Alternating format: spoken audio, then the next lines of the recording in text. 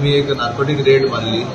We conducted a narcotic raid wherein we apprehended one person by name Anand Harishchandra Salgaonkar, age 40 years, resident of Mandre, and he was caught red-handed for being in illegal possession of 3.80 grams of MDMA, 80 pills of tablets of ecstasy, weighing around 7.93 grams.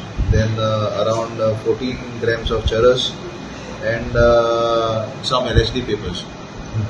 So we conducted the narcotic raid yesterday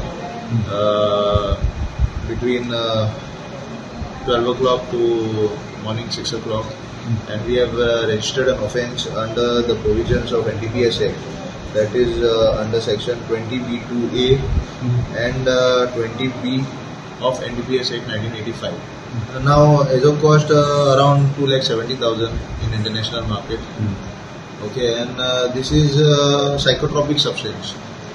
Into narcotic drugs we also psychotropic substance. For example, charas bhi asta koi to ek narcotic drugs are classification, and LSD, MDMA will come in psychotropic substances.